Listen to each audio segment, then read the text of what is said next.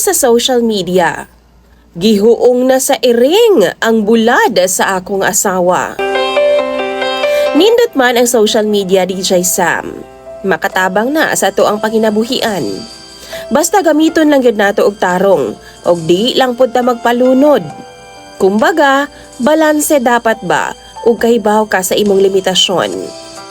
Pero kaning akong asawa, DJ Sam, karon, murag lahi naman ang epekto sa social media sa iya ha. Wa na gyud na mao.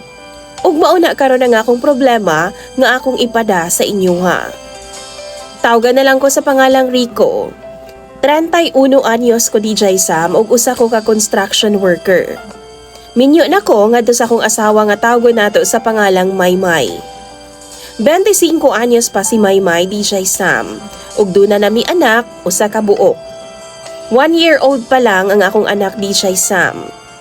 Apa na permi nga wa sabay kay ginakuha man sa akong mga ginikanan, or di ba kaha sa mga ginikanan ni Maymay. Kabaw mo, DJ Sam, hayahay ang akong asawa, kay wa siya maka-experience anang ingon bitaw nila nga magkalisod. Bisan inig panganak, kay naaman na kaalalay ang ako mga ginikanan o yang ginikanan permi. Maong daghan yun kaayog time si Maymay unta sa iyang kaugalingon o para sa mga buluhaton sa panimalay. Pero dili ana ang nahitabo, DJ Sam. Kay halos 24/7 mag-cellphone si Maymay. Badlungon ako, mahimo noon namong away. Iyaman daw ng kinabuhi, nganong manghilabot og magbuot daw ko. Mao nang ginapasagdan na lang nako, DJ Sam.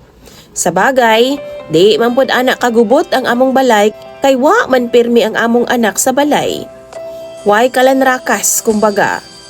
Muuli sa balay, tulog na ang among anak, kuguso na lang gani. Ug sayo pasab sa buntag, kuhaon na sab sa iyahang mga apuhan or di ba ka mga iyaan. Pag-abot sa kama, DJ Sam, pasagdan lang ko ni Maymay nga magmaneho og ako Kay kung ako siyang apil-apilon, masuko kay samok daw. Istorbo daw. Mo nang maningkamot na lang daw kog ako Mobilangkad lang na siya, DJ Sam. Tapos sige lang na siya cellphone. Ibalik na po na kog taklob ang yang sinina kung mahuman ako. Pait kaayo pero may na lang kay di man mo balibad. Naay kausa, DJ Sam, day off na ko. Niadto ko sa likod namo kay nanghampas kog sagbot kay mananom lagi unta kog talong ug batong. Siya na sa kwarto nag-cellphone. Sigig tan-aw sa Reels ug TikTok, DJ Sam. After 1 hour, nibalik na ko sa amo ang kwarto.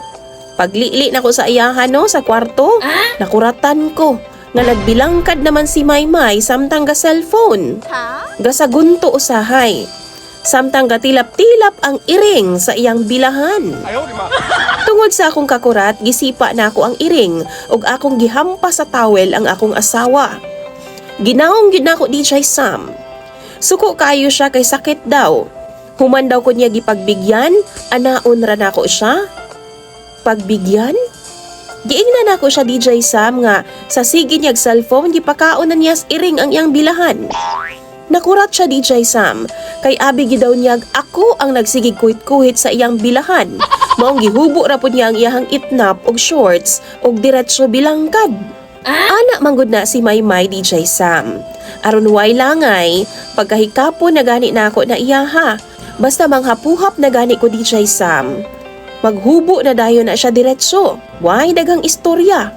Og katong higayuna abi daw niyag ako. Di pa siya mutuo, DJ Sam, kay gahimo-himo ra daw kong istorya. Ambuting akong asawa, oy, wa na ko makasabot sa iyang tirada. Wa na ko masayod kung unsaon ako ni siya. Tungod aning cellphone, social media, di na gani ko makarimedyo sa iyang tarong. Gisabot na lang nako pero karon, naan ako'y kahati nga iring sa iyang bilahan.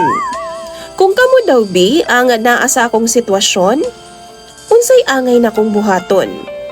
Paki-message daw ko sa comment section. Imong follower og sender, DJ Sam, Rico.